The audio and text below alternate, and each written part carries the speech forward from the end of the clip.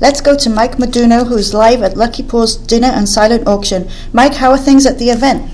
Things are going real well. In fact, the bidding wars here have begun, and Animal Rescue Project hopes to raise record funds to benefit dogs and cats at their facility. Some hot items this year are a one-week stay at Cabo San Lucas, a sunset dinner cruise on West Lake, a year's supply of Fromm dog food, a custom bed from Kalamazoo Upholstery. Guests are settling down to dinner now, so let's cut straight to the news.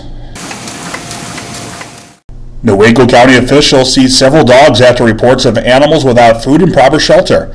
After multiple visits to homeowner, where county officials provided food, bedding, and other items to meet basic needs, a decision was made to proceed with removal of the animals from the property due to continued neglect. Of these removed was a mommy of 6 puppies, which were transferred to Animal Rescue Project in Kalamazoo for rehabilitation and eventual adoption to new homes. In a follow-up to a recent story, we caught up with Joanne Jones from Animal Rescue Project. She was the foster who took in all 6 puppies from the Newaygo neglect case. Not only did we find that they had homes, but their impact on the community is far-reaching. Through an interesting chain of events, this litter of pups has become ambassadors, raising awareness about rescue and adoption at local businesses. Deb Watson, the owner of Barks Fifth Avenue, is very familiar with the concept of the power of public exposure can make a world of difference for homeless pets at Animal Rescue Project. She has been fostering dogs and taking them to her store for rescue since it was founded in 2010. The interest in this litter spread like wildfire. First, Shadow made his splash on Facebook and was promptly adopted by Barks photographer Bob Watson. Shadow continues to charm visitors at the store on a weekly basis, and his adorable pictures are an internet hit. Realizing Jones had her hands full with the remaining puppies, Watson invited them to spend time at the store. This is when things started to hop at the Oakwood Plaza. On the litter's first visit to Barks, they met Christy, who owns a neighborhood business in the newly remodeled plaza.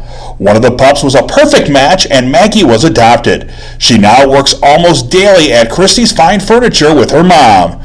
Her litter mate, Pucks, was adopted a short time later by Christie's employee, and she is spotted at the store regularly as well. As customers started meeting the happy, outgoing twosome, they heard adoption stories, which spurred a rapid succession of inquiries about the remaining puppies, and soon were all adopted. The Oakwood Plaza businesses weren't done yet.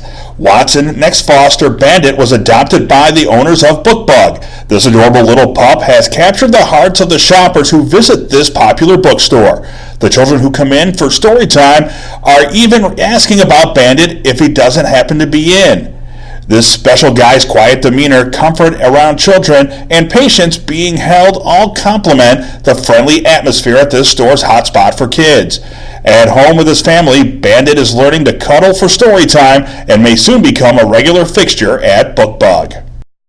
After 12 years of fostering, Barks has a good reputation in the community as a place to go to inquire about rescue dogs, but having the added exposure of these pups at the neighborhood businesses is like adding a live billboard. Watson and Jones stated that they are experiencing a surge of inquiries in recent months and attribute it to the high-profile rescue dogs in the shopping plaza. As another influx of Cabo dogs looms on the horizon, this inquisitive reporter was curious whether the current political climate raised any concerns about this year's transport. Rescue leaders stated they select model citizens who make it a labor of love to win the hearts of potential families and a willingness to submit to spay-neuter policies, so they believe the current events are a non-issue. The real roadblock is actually weather-related, as the 2015 transport was reduced due to low temperatures in Chicago, having a negative impact on cargo travel safety. Last year, only dogs small enough to fly back first class could make the journey. Though the record-breaking low temperatures may be a shocker for these fair-weather pooches, there is no cold shoulder in the United States for these adorable immigrants. In financial news today, Women Who Care of Kalamazoo County recently chose Animal Rescue Project to be the recipient of one of their quarterly donation drives. This philanthropic group of women select a charity based on a 5-minute presentation about the organizations under consideration. Approximately $14,000 in donations is generated for the select nonprofit. A portion of the funds were used to upgrade to a more sanitary flooring finish in the rescue's lobby and cat room. Other lobby upgrades were completed at the rescue thanks to volunteers and business donors. He shoots! He scores!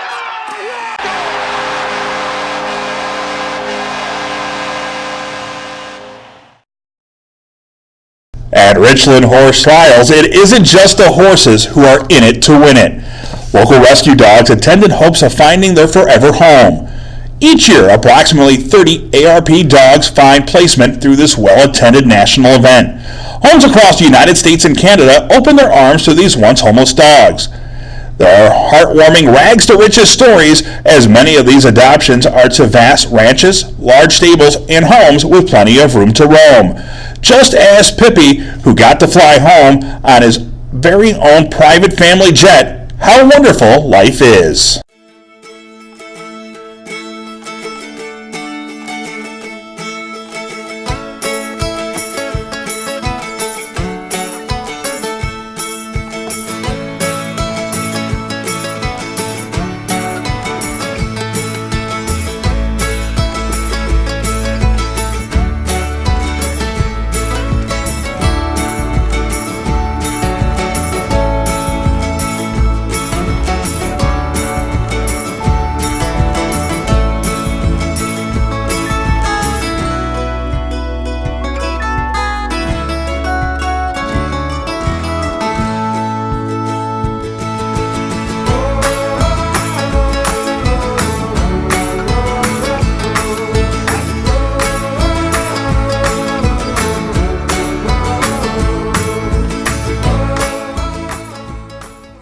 Brantley was lucky to escape with only injuries to his ear after his owners took him to the country intent on disposing of him.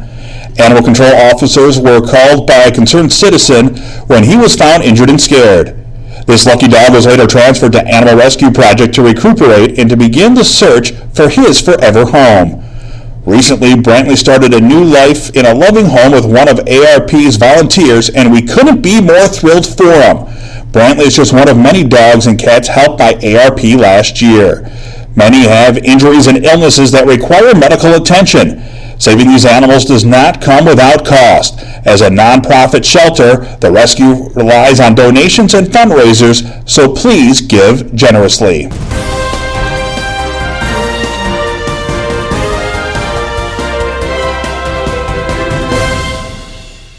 This is Mike Meduno live from Lucky Paws Dinner with breaking news. Tonight, some bid tables will be closing earlier than others, so listen for announcements throughout the evening. If you don't win that bid on that cherished item, we have plenty of others. Remember, all funds go to support the wonderful dogs and cats at Animal Rescue Project, so bid high and bid often.